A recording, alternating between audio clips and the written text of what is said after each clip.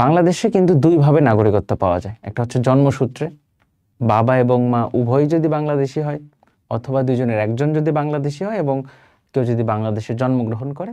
আরেকটা হচ্ছে অনুমোদন সূত্রে। এক্ষেত্রে মূলত বিবাহ বা বিনিয়োগ এইসব ক্ষেত্রেও কাজ করে।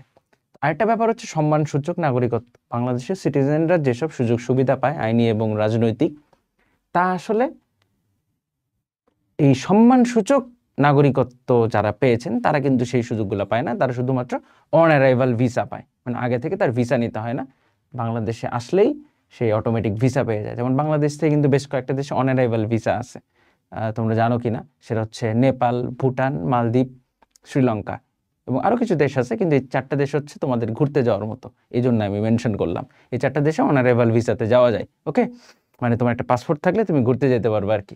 যাই হোক, আমরা আসল কথায় আসি। সেটা হচ্ছে বাংলাদেশ কিন্তু মানুষ অনেক নাগরিককে এরকম সম্মানসূচক নাগরিকত্ব প্রদান করেছেন।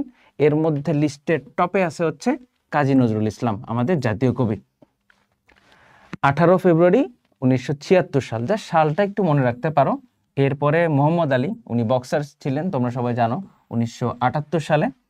এবং এরপরে আর তেমন কিছু দরকার নাই। এরপরে যেটা ইম্পর্টেন্ট, যেটা আমরা পাশের ছবিতে দেখতে পাচ্ছি, ডক্টর ইউনূসের কাছ থেকে সম্মানসূচক নাগরিকত্বের সনদ নিচ্ছেন দক্ষিণ কোরিয়ার বিনিয়োগকারী কিহাক সাং।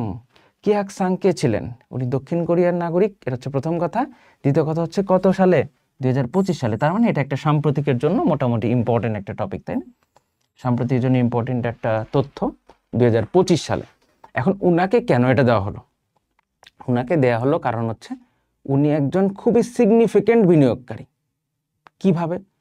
উনি বাংলাদেশে প্রথম foreign owned apparel manufacturing plant দিয়েছিলেন।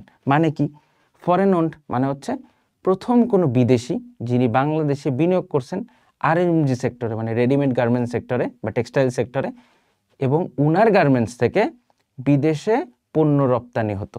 তার মানে উনিই প্রথম যে বাংলাদেশের উপরে বিশ্বাস রাখছিলেন এবং বাংলাদেশে এসে একটা কারখানা বানাইছেন, এবং যে কারখানা থেকে বিদেশে কি এই যে অ্যাপারেল বা পোশাক এক্সপোর্ট হতো। তাহলে উনি তো এই সম্মানটা অবশ্যই পাওয়ার যোগ্য, তাই না? তো উনাকে এই সম্মানটা দেওয়া হয়েছে 2025 সালে। ওকে।